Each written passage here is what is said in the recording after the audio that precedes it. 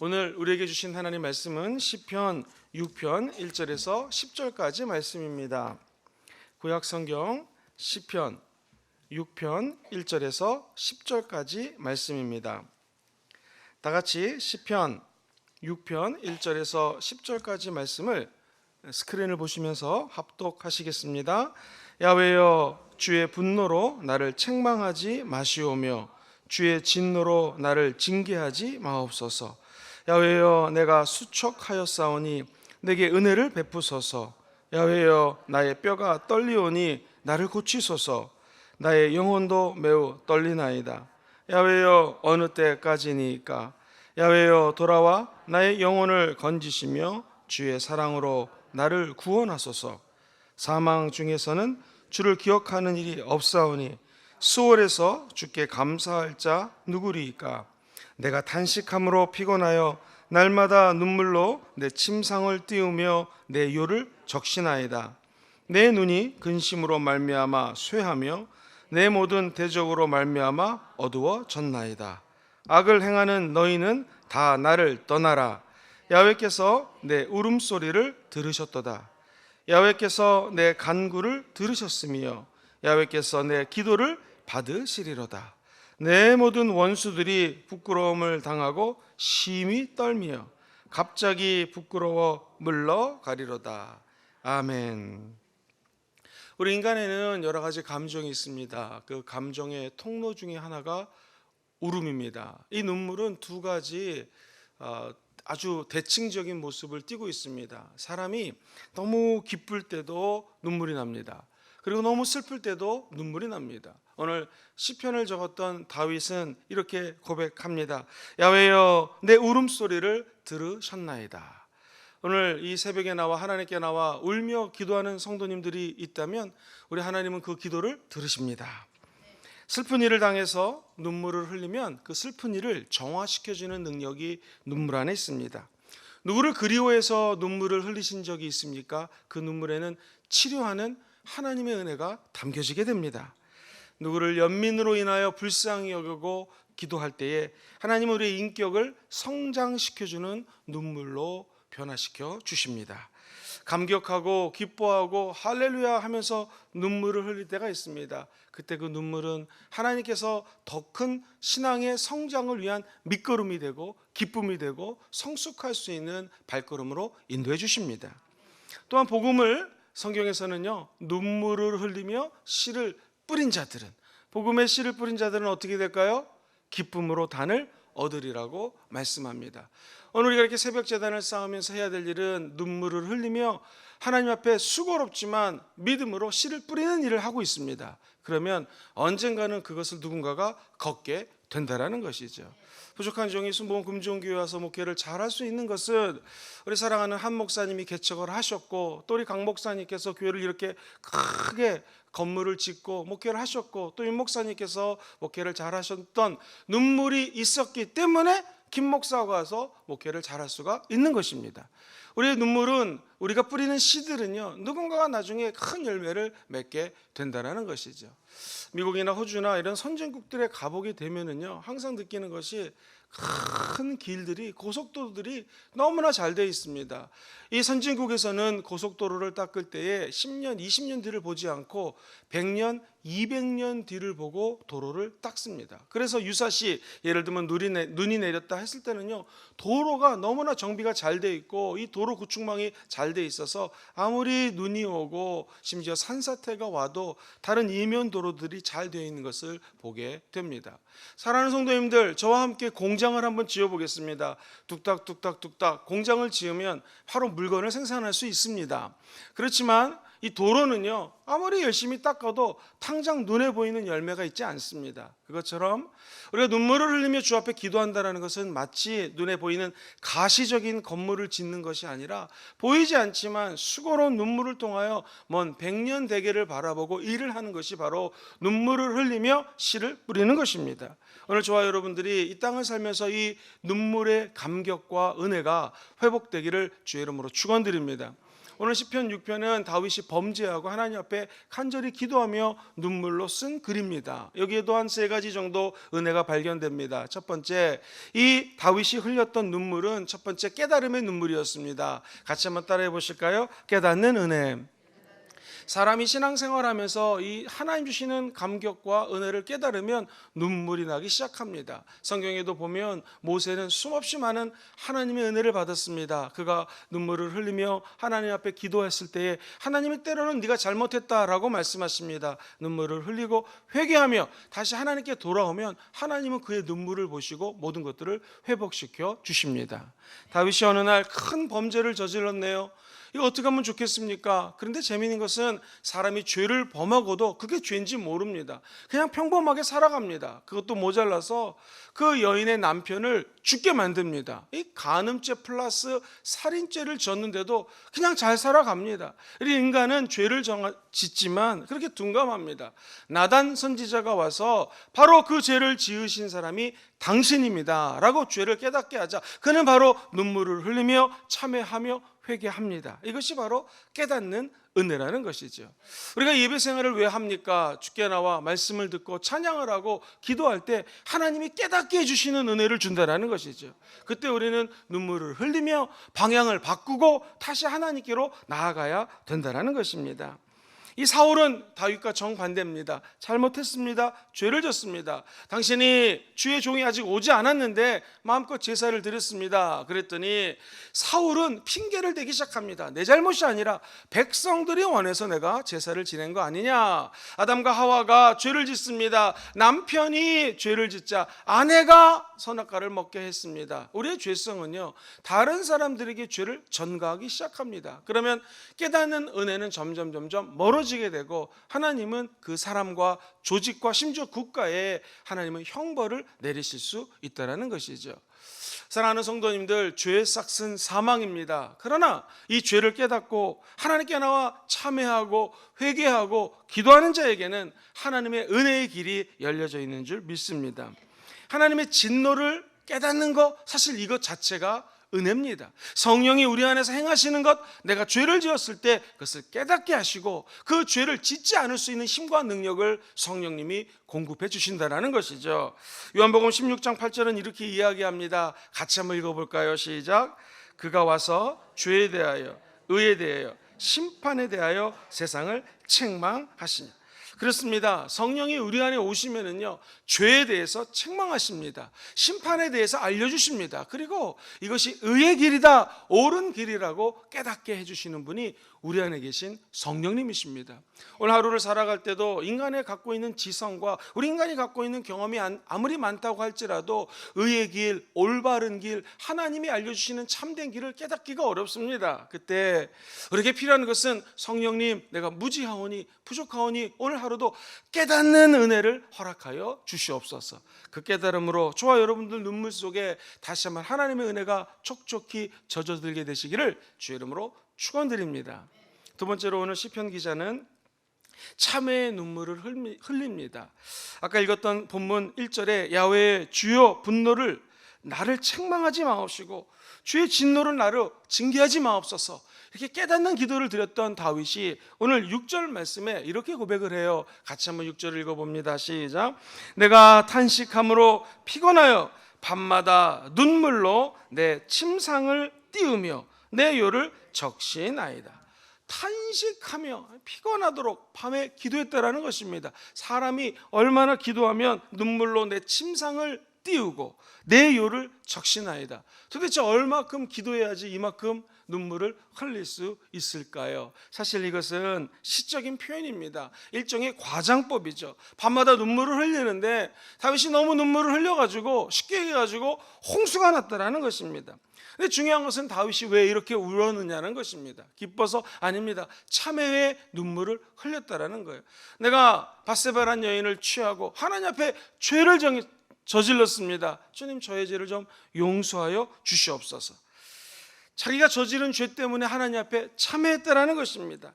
행한 악행 때문에 하나님께 부르짖어 기도했다라는 것입니다. 그런데 참 재밌는 것이 있어요. 다윗이 이렇게 눈물을 흘리며 자기 침상과 요를 다 적실소로 기도했는데, 이 말은 조금 더 말씀의 세계로 깊이 들어간다면 이 히브리 언어로 눈물을 흘리다라는 것은 이게 완료형이 아닙니다. 시제가 미완료 시제라고 해요. 쉽게 얘기해가지고 눈물을 흘리는데 한 번 흘리고 딱 끝나는 것이 아닙니다. 10번 흘리고 끝이 아닙니다. 미완료 시제라는 것은 눈물을 흘리는데요, 다윗이 계속해서 눈물을 흘린다라는 거예요. 오늘 6편뿐만 아니라 시편에 나와 있는 대부분 눈물을 흘린다라는 표현은 이처럼 미완료 시제입니다. 다시 말해서 다윗은 눈물을 흘리는데 한 번 흘리는 것이 아니라 주님이 나의 죄를 깨닫게 해주신 은혜가 감사합니다 하고 또 죄를 참회하고 또 회개하고 주께 나와 또 간구했다라는 것입니다. 제게 어떤 의미일까요? 한 예를 들어 드리겠습니다.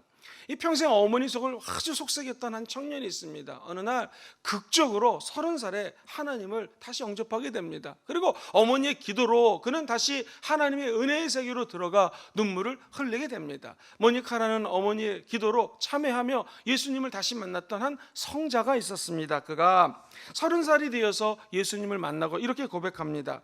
탕자를 눈물로 기다렸던 아버지가 아들이 그 아버지를 바라보고 달려가서 목을 끌어안고, 그리고 아버지가 그 아들을 갖다가 용서하면서 함께 눈물을 흘렸던 것처럼 나는 우리 하나님 아버지의 목을 끌어안고 아버지 하나님은 나의 목을 끌어안고 하염없는 눈물을 하나님 앞에 흘렸습니다 라고 성 어거스틴은 고백을 합니다. 그의 참회록을 보게 되면은요, 이제 32살이 되었습니다. 어떻게 기도할까요? 내 영혼 깊숙이 숨어져 있는 내 인생의 비참함이 그대로 내 눈앞에 펼쳐졌습니다. 강한 폭풍이 몰려와 내 영혼을 뒤흔들더니 눈물이 폭포수처럼 쏟아져 내렸습니다. 나는 조용히 통곡하고 싶었습니다. 나는 엎드렸고 내 눈에서 눈물이 지속적으로 흘렀으며 하나님이 기쁘시게 받으실 신령한 제사, 즉 예배가 되었습니다 라고 그는 32살에 고백합니다. 자, 이 눈물을 흘리고 고백했던 그가 다음 해에 33살이 되었습니다. 눈물이 이어집니다. 참이록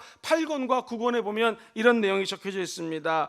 우리는 모든 사람들이 밀라노에 모여서 우리의 죄를 완전히 씻어내고 새로운 은혜를 받아 하나님께 침례를 받음으로 기뻐하며 하나님께 찬양을 올렸습니다. 그런데 내 눈에서는 눈물이 흘러나오기 시작했습니다. 왜냐하면 주님 주신 은혜가 너무나 감사했기 때문에 나는 역시 폭포수와 같은 눈물을 내 눈에서 흐르게 하였습니다. 사랑하는 성도님들, 그렇습니다. 우리가 예수 믿는다라고 하는 것은 예수 처음 믿었을 때에 십자가를 바라보고 가슴이 떨리고 눈에서 눈물이 날 때가 다 있었습니다. 그런데 시간이 지나면 예수님 주신 은혜가 내 마음속에서 마모되는 것 같습니다. 초심이 이뤄지기 시작합니다. 처음 만났던 예수의 사랑이 멀어지는 것 같습니다. 근데 진정한 크리스찬은 무엇이겠습니까? 우리의 죄를 회개하며 눈물을 흘리는 것이죠. 참회하며 눈물이 회복되는 것이죠. 뿐만 아니라 참회의 눈물 속에는요, 하나님이 나에게 주셨던 놀라운 은혜와 축복들이 있었는데 잊고 살았음을 회개하는 것, 이것이 바로 은혜의 눈물인 줄 믿습니다. 오늘 저와 여러분들이 이 아침에 기도하시다가 다시 주님 주시는 눈물이 회복되기를 주의 이름으로 축원드립니다. 하나님의 사람 어거스틴은 지속적인 눈물이 그의 눈에서 흘러내렸습니다. 이것이 은혜라는 것이죠. 우리가 일을 하다가 오늘 하루를 살아가시다가 막막하고 힘들 때마다 눈을 들어 십자가를 바라보십시오. 그럼 우리 눈에는 하나님의 한량없는 눈물이 흘러지게 될 것이요, 우리 마음속에 흐르는 눈물 때문에 많은 영혼들이 마음속에서 샘솟는 성령의 생수를 체험하게 될 것입니다. 다윗은 이 참회의 눈물을 통하여 깨달은 것이 있었습니다. 하나님 아버지, 나에게 이렇게 큰 은혜를 주셨으니 제가 하나님의 성전을 짓고 싶습니다. 저는 궁전에서 이렇게 편하게 잘 먹고 너무나 편하게 잠을 잘 자는데 하나님이 거하시는 이 지성소는 너무나 열악합니다. 하나님의 임재를 상징하는 저 말씀의 언약궤가 있는 곳이 너무나 누추합니다. 잠을 못 자겠습니다. 하나님이 거하시는 성전을 짓고 싶습니다. 그때 하나님 말씀하십니다. 너는 너무나 많은 피를 흘렸기 때문에 너를 통해서 성전을 지을 수가 없다. 그러자 다윗은 포기하지 않습니다. 참회의 눈물, 은혜의 눈물은 변하여 그의 의지적인 눈물로 변화됩니다. 눈물을 흘리며 성전을 지을 수 있는 모든 기자재들을 준비합니다. 오늘로 치면 땅을 사놓고 땅을 파놓고 그리고 건물을 올릴 수 있는 모든 건축 자재를 다 만들어 놓습니다. 그리고 눈물을 흘리며 아마 다윗은 하나님 앞에 기도했을 것입니다. 제가 너무나 편한 곳에서 잘 먹고 잘 사는데 하나님이 거하는 성전을 짓고 싶지만 너무나 많은 죄를 범하였기에, 너무나 많은 피를 흘렸기에 저에 대해서 이 성전을 짓지 못합니다. 그러나 나의 후배가, 나의 다음 사람이 이 성전을 짓게 될 줄 전 믿습니다 하면서 그는 자기가 짓지 못했지만 한량없는 눈물을 흘렸을 것입니다. 그렇습니다. 우리가 여러 가지 이유로 우리가 완성시키지 못하는 하나님의 과업이 있다면 오늘 눈물로 씨를 뿌린 자들은요, 언젠가는 열매를 거두게 되는 날이 오게 된다는 것이죠. 그러므로 저와 여러분들이 포기하지 아니하고 실망하지 아니하고 낙심하지 아니하고 끊임없이 은혜를 사모하며 오늘도 눈물로 제단을 쌓으면 언젠가는 저와 여러분의 눈물이 변하여 탄식의 눈물이 아닌 하나님의 영광의 눈물로 변화되게 될 것입니다. 예수 그리스도의 십자가의 죽음을 생각해 보십시오. 수많은 영혼을 위하여 예수님은 눈물을 흘리셨을 것입니다. 심지어 그분의 뺨을 때리고 창을 갖다 찌르고 죽이고자 하는 모든 사람들을 향하여 아버지여 눈물을 흘리며 기도하십니다. 저들의 죄를 용서하여 주옵소서. 저들이 하는 일을 모르나이다. The Passion of Christ라고 하는 영화를 보셨죠? 예수 그리스도의 순환이라는 영화를 보면 마무리를 참 은혜롭게 합니다. 갑자기 그가 십자가에 죽자 하늘에서는 눈물 한 방울이 떨어집니다. 바로 하나님의 눈물이죠. 그 눈물이 예수 그리스도가 눈물을 흘렸던 십자가 앞에 떨어집니다. 하나님의 하늘에서의 눈물과 그의 아들 예수 그리스도의 눈물이 맞닿는 곳에 하늘이 껌껌해지고 하늘에서 폭우가 쏟아지기 시작합니다. 마찬가지입니다. 기도는 무엇입니까? 오늘 이곳에서 우리가 눈물로 이 제단을 적시면 하늘에서도 하나님 아버지의 눈물이 떨어집니다. 그곳에 응답이 있습니다. 하나님의 눈물과 저 여러분의 눈물이 만나면 그곳에 치유가 있습니다. 하나님이 저 하늘에서 우리의 애끓는 기도를 바라보시며 눈물을 떨어뜨려 주실 때에 오늘 저와 여러분들이 흘리는 눈물방울이 거룩한 만남이 있게 된다면 화학적 반응이 일어날 것이요, 하늘에서 깜짝 놀라는 은혜와 기적과 치유와 하나님의 축복이 쏟아져 내린다라는 것이죠. 그러므로 눈물은 부끄러운 것이 아닙니다. 하나님 앞에 나와 영과 진리로 예배하는 자에게는 눈물이 말라서는 안 된다라는 것이죠. 우리 영혼 깊은 곳에서 오늘 하나님의 은혜로 말미암아 눈물이 회복되기를 주의 이름으로 축원드립니다. 마지막 세 번째로 오늘 시편 기자는 이 눈물이 결국 자기 자신에게는 용서의 은혜로 자리매김을 했다고 고백을 합니다. 시편 오늘 6.8절을 같이 한번 읽어보겠습니다. 시작. 악을 행하는 너희는 다 나를 떠나라. 야훼께서 내 울음소리를 들으셨도다. 야훼께서 내 간구를 들으셨으며 야훼께서 내 기도를 받으리라. 야훼께서 나의 눈물의 소리, 울음의 소리를 들으시고 내 기도를 받았다라는 것입니다. 이 눈물의 의미는 무엇입니까? 참회하고 회개하고 기도하면 주님이 용서해 주신다라는 것입니다. 야훼께서 내 기도를 받았습니다. 죄사함 받았기 때문에, 용서함 받았기 때문에 이제 다시 기도할 수 있다라는 것입니다. 이제 응답의 확신이 임했다라는 것입니다. 자, 이 9절부터 시편 6편의 이 분위기는 갑자기 뒤바뀌어 버립니다. 그동안은 참회의 눈물, 아버지 너무나 힘이 듭니다, 고통의 눈물을 흘렸던 그가 하나님으로부터 눈물의 응답의 확신을 갖게 됩니다. 눈물로 기도하는 자는 하나님 주시는 응답의 축복이 있다는 것이죠. 그러자 악인이 물러날 것이요 원수가 떠나갈 것이요, 급기야 10절에는 이렇게 고백을 해요. 같이 읽어봅니다. 시작. 내 모든 원수들이 부끄러움을 당하고 심히 떨미며 갑자기 부끄러워 물러가리라. 저 여러분들 괴롭히는 원수마귀가 갑자기 부끄러워 물러갈지어다. 어떻게 물러갑니까? 오늘 저와 여러분들이 새벽 제단을 쌓으며 눈물로 하나님 앞에 기도할 때에 이 눈물을 보시고 마귀가 떠나간다는 것입니다. 저주가 떠나간다는 것입니다. 우리를 괴롭히는 원수들이 떠나가게 된다는 것이죠. 결국에는 거룩한 울보가 한바탕 눈물을 흘리고 났더니 용서해 주시는 하나님의 은혜의 비가 내렸다는 것입니다. 그리고 그 은혜의 눈물로 말미암아 우리를 괴롭혔던 모든 마귀와 저주가 떠나간다는 것이죠.